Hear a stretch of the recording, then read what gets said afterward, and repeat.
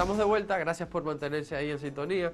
Como les comentábamos anteriormente, como invitado tenemos a un dominicano con una propuesta muy interesante que utiliza la tecnología como una herramienta para el registro, la clasificación y búsqueda de documentos de todo tipo y de toda índole a través de imágenes, pueden ser videos, fotos. Este sistema extrae la información y la clasifica. Ese es en principio lo que hace TagShelf, pero vamos a dejar que Raúl presente su propuesta. Mi nombre es Raúl Roa, soy ingeniero de software y soy el encargado o el líder arquitecto de desarrollo en TagShelf, una plataforma que utiliza inteligencia artificial para la extracción y procesamiento de documentos de manera no tradicional. Por medio de robots y otras herramientas, se extrae información de manera contextual de los documentos que producen nuestros clientes. TagShelf inicia hace 2 años de manera formal.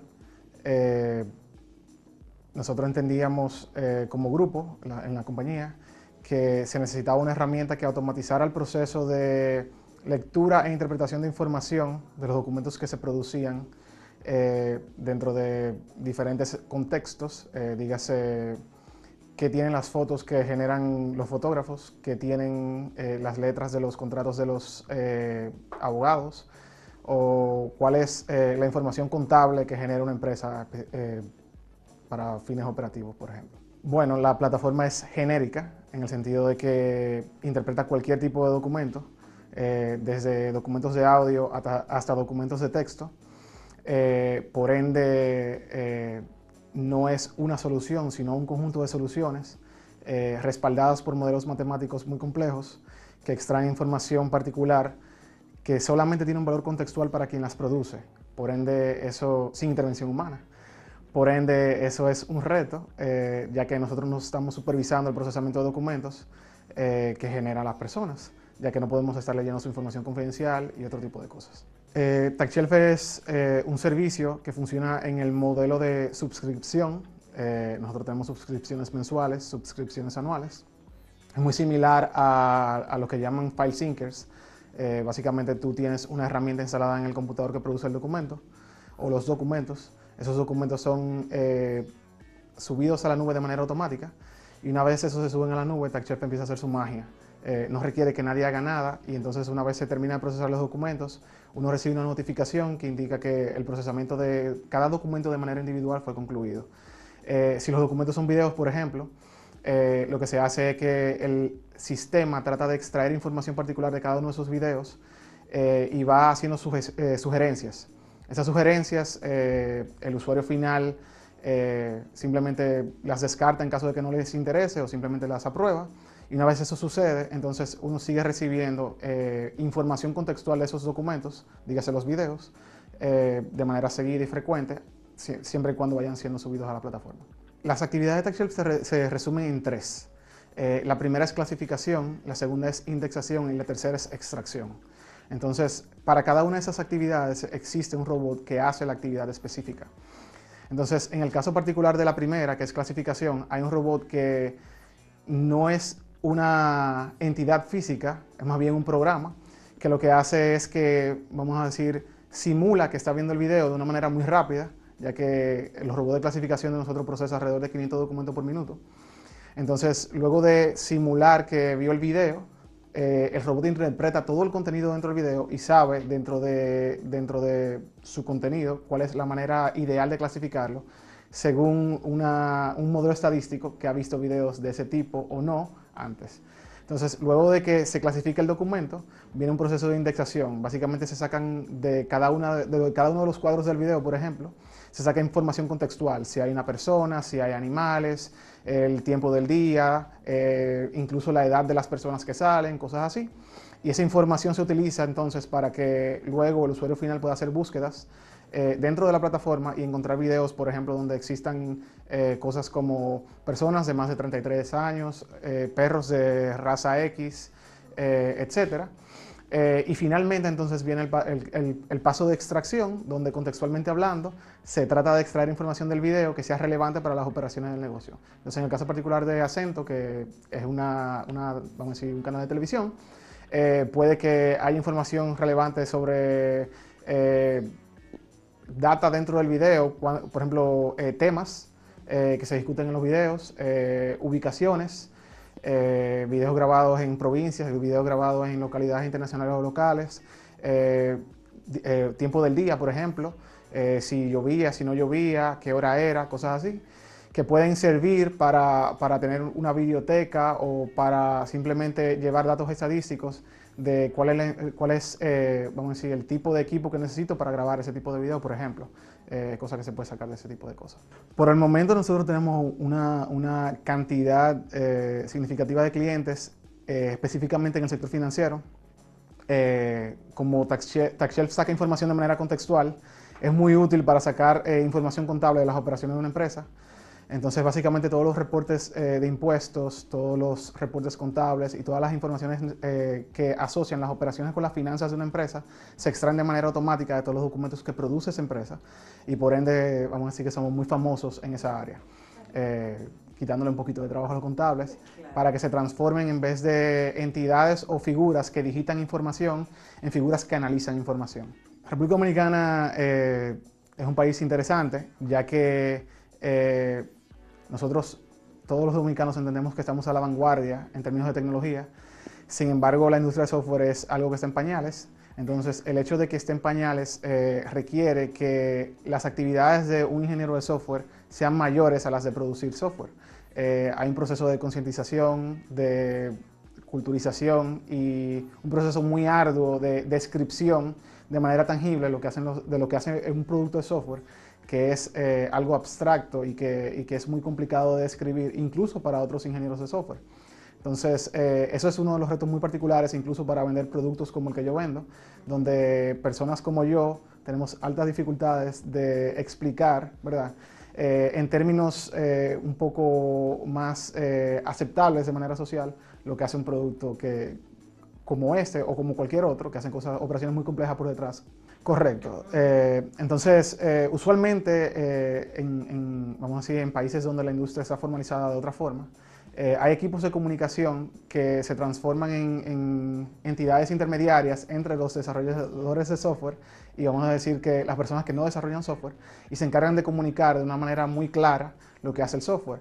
En el caso particular de nosotros en República Dominicana es un poco complejo porque incluso esas entidades que se encargan de promocionar o de describir cómo funciona una herramienta de cualquier tipo, tienen dificultades explicando lo que hace el software. Tiene que ver con niveles de educación, adopción.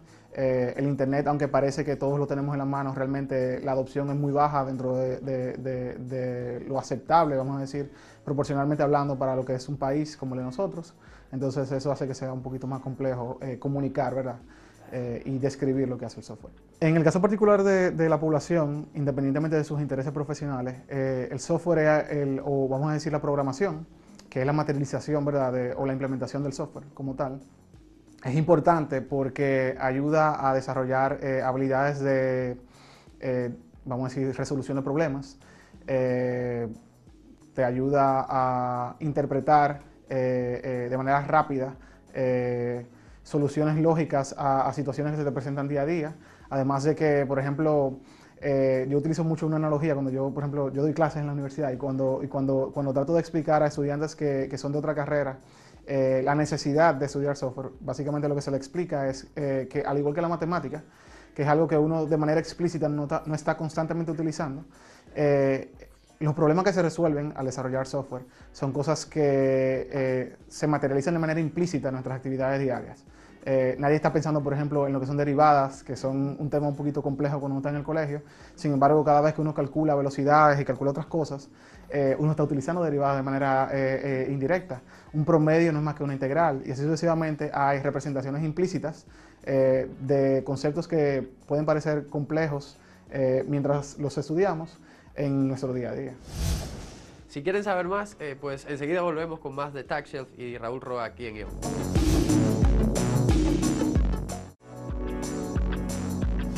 Es probable que te esté entrando la chispa de la curiosidad y quieres aprender más sobre programación y sus lenguajes. Podrías iniciarte con la filosofía tras este movimiento, que puede ser extendida o entendida fácilmente al observar comunidades como Code.org y Code Academy o el aumento de Coder Dojos en todo el mundo. Estas organizaciones aspiran a compartir su conocimiento en esta industria con los estudiantes o cualquiera que esté dispuesto a aprender. Muchas son organizaciones benéficas, algunas están fundadas y apoyadas por emprendedores de éxito del mundo tecnológico o filántropos. En cualquier caso, todas ellas ofrecen preciados recursos para aquellos que quieren aprender a programar. Existen muchas otras organizaciones que también están haciendo todo lo posible por difundir, o para difundir, mejor dicho, los beneficios y habilidades que conlleva aprender a programar. Muchos de estos movimientos parecen capturar la esencia y mentalidad de la generación del nuevo milenio con sus convicciones y sed de justicia social, igualdad y acción. Pero mientras, vamos a seguir hablando sobre TaxShelf con Raúl Roa. Adelante. En el mercado dominicano, TaxShelf es una herramienta ideal para lo que es, por ejemplo, el procesamiento de contabilidad, que es, vamos a decir, el nicho donde más se utiliza la herramienta. También es una herramienta ideal para fotógrafos, por ejemplo, ya que la mayoría de las fotos que toman son procesadas en la nube, también son clasificadas y es más fácil compartirlas con sus clientes bajo criterios particulares. También se le aplican filtros de manera automática y por ende entonces esas son cosas que son ideales para fotógrafos. Nosotros también estamos tratando de procesar otras cosas, como por ejemplo de manera no formal, nosotros estamos tratando de, o no tradicional, estamos tratando de procesar información que genera métricas particulares o índices de análisis económico para algunas entidades financieras del país. Por ejemplo, recientemente nosotros utilizamos el motor de TaxShelf para procesar lo que se llaman las luces de noche, que se capturan por medio de un satélite de la NASA, del mundo entero.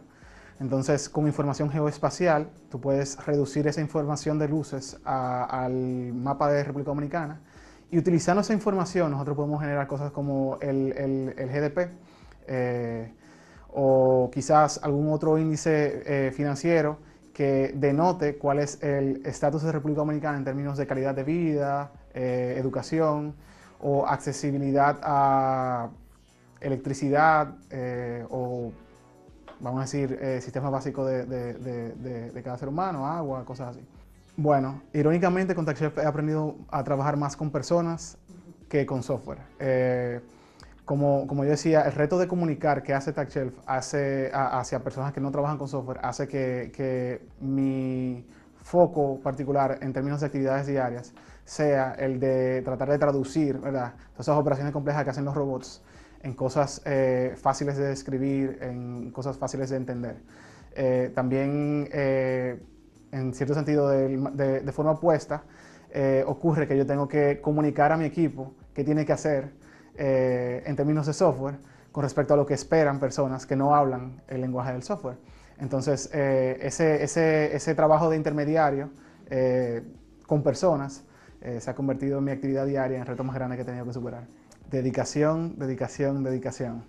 En software hay que persistir y hay que estar muy enfocado en la meta final. A veces al principio las cosas no salen, sin embargo es importante entender que si hay un norte y uno de manera persistente y consistente trata de llegar a él, eventualmente lo logra.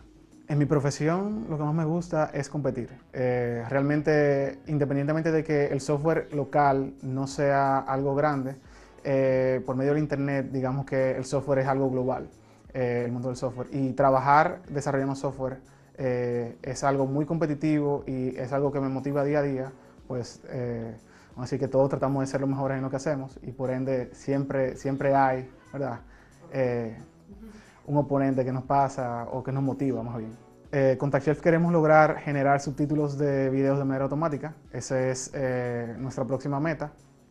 Para eso necesitamos robots que en cierto sentido entiendan lo que las personas hablan en diferentes acentos, en diferentes lenguajes, y luego traducir eso en texto. Entendemos que es una herramienta útil para canales de televisión, una herramienta útil para personas que producen películas o que producen otro tipo de contenido multimedia que requiere, ¿verdad?, ese tipo de cosas. Bueno, nosotros queremos incursionar en lo que es el análisis no tradicional de información. Como yo mencionaba anteriormente, nosotros estábamos analizando lo que era las luces de noche del planeta pero asimismo hay otro tipo de información implícita en redes sociales, en documentos que la gente produce, en conversaciones, que sirve para hacer, por ejemplo, análisis psicológico, análisis estadístico y otro tipo de análisis que son útiles para gente que trata de vender, para gente que trata de evaluar niveles educativos, etc. Entonces, ese es un área en la que nos interesa mucho incursionar y es uno de los próximos retos que queremos confrontar. Bueno, mi recomendación a esas personas que tratan de emprender en el mundo del software es que se involucren con el mundo emprendedor en el área de software. Hay algunos grupos que están ya delimitados, que se reúnen de manera periódica, una vez al mes, una vez a la semana, y discuten temas de manera informal, de forma que pueden empaparse, ¿verdad?, de los retos en el área del software, de las cualidades y aptitudes necesarias para lograrlo, y entonces decidir si les interesa o no incursionar, ¿verdad?, en el camino rocoso y complicado, pero muy satisfactorio una vez uno logra los retos que confronta. Bueno, la primera es si es difícil, esa va después del dinero. Si es difícil y... Wow, no se me ocurre otra porque usualmente todo el mundo como que converge en eso. Ah, bueno, sí. Si otro mito es cómo uno lleva lo académico a lo profesional, en términos de si se extrapola, de verdad. Porque mucha gente cuestiona, ¿verdad?, el valor de lo académico mientras se está estudiando y luego dice que cuando trabaja no lo usa. Ah, sí, en general. Sin embargo, en el mundo del software tú nunca dejas de estudiar, igual que vamos a decir, en la medicina. Como pueden ver, TaxShelf y muchas otras empresas que existen ya en República Dominicana que utilizan la inteligencia artificial no solamente para servicio al cliente, sino también para el marketing, para contratar personal, o sea, hay mucha variedad. Es el futuro. Lo que pasa es que aquí en República Dominicana todavía estamos un poquito rezagados por un temor que existe de la equivocación que puedan tener estos robots, pero realmente la programación prácticamente no se equivoca y lo que hay es que supervisar. Pero después de ahí ahorran mucho tiempo, ahorran dinero y ahorran muchos dolores de cabeza. Muchísimas gracias, Raúl, por venir aquí a contarnos de TaxShelf y de programación e inteligencia artificial. Te auguramos muchísimos éxitos. Nosotros hemos llegado al final de este programa de hoy. Recuerden que pueden seguirnos a través de las redes sociales @AcentoTV para Facebook, Instagram y Twitter. Y nos vemos el próximo jueves.